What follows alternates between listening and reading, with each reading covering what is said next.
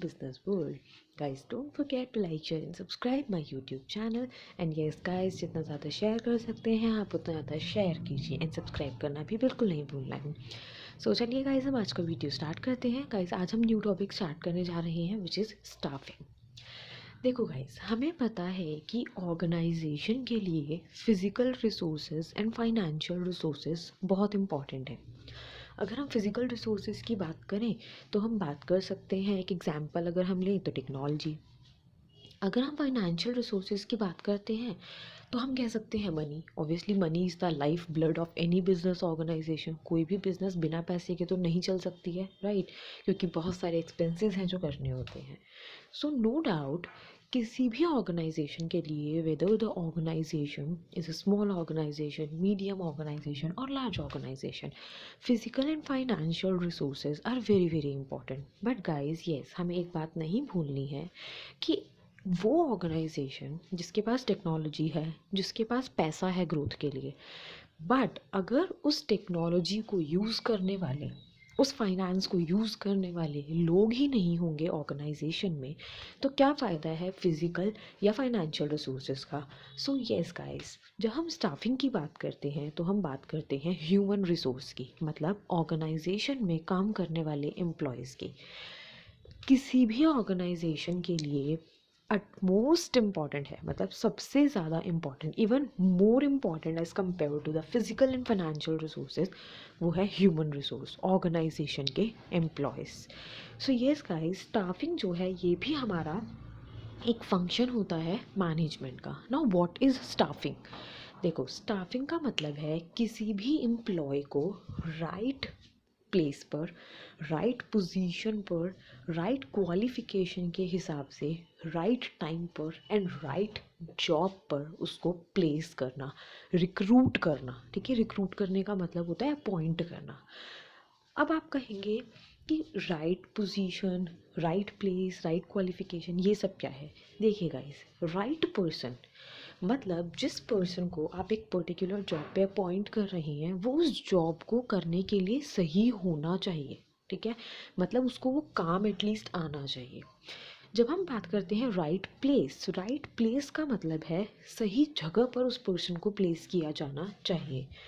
Right position, right position का मतलब है गाइज, अगर आपको लगता है कि उसके अंदर कैपेबिलिटी है कि वो टॉप लेवल मैनेजमेंट के अंदर होना चाहिए, तो ऐसा नहीं होना चाहिए कि आप पार्शैलिटी करें या किसी भी तरह की बायसनेस करें और आप उस पर्सन को मिडिल लेवल या लोअर लेवल पे ही हमेशा रखें. तो ऐसा नहीं होना चाहिए. जब आप एक पर्सन को अपॉइंट कर रहे हैं तो जो पोजीशन वो डिज़र्व करता है आपको उसे वही पोजीशन देनी है.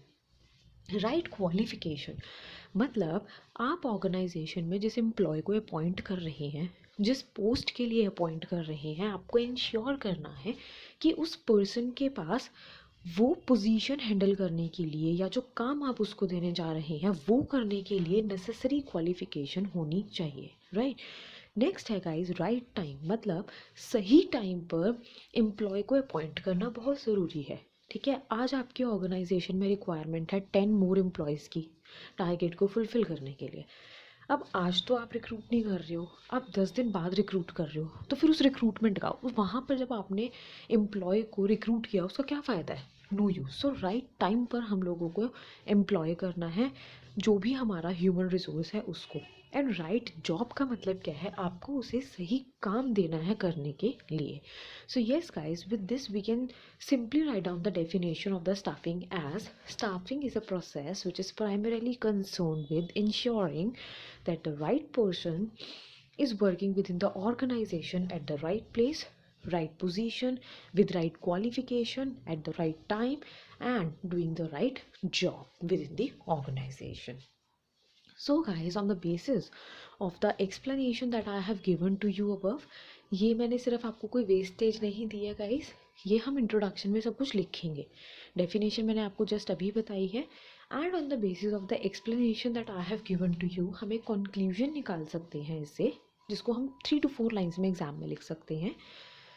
That The human resource is an important asset of an organization, which is regarded as the key asset of the organization, and it is very important for us to ensure the proper utilization of the human resource. जब मैं proper utilization की बात कर रही हूँ तो यहाँ पर आता है कि एक पर्टिकुलर एम्प्लॉय जितना काम कर सकता है एफिशिएंटली एंड इफेक्टिवली, उससे उतना ही काम लेना चाहिए, ठीक है। और ऐसा भी नहीं होना चाहिए कि आपकी ऑर्गेनाइजेशन के अंदर आपने इतने एम्प्लॉयज़ को रिक्रूट कर लिया कि वो आइडल बैठे हुए हैं, मतलब खाली बैठे हुए हैं। तो it is a wastage of the human resource, क्योंकि आप उनकी कैपेबिलिटीज़ का, उनकी एबिलिटीज़ का, उनकी स्किल्स का आप यूज़ नहीं कर रहे हो, तो अल्टीमेटली आप वेस्टेज कर रहे हो। So yes guys, human resource must be utilise properly, मतलब ऑप्टिमम यूटिलाइजेशन होना चाहिए ऑर्गेनाइजेशन में। Hopefully guys introduction, definition as well as the conclusion about the staffing is clear to you. Still, if you have any doubt, just write down in the comment box. And yes guys, don't forget to like, share and subscribe my YouTube channel. Okay guys, now we will meet tomorrow.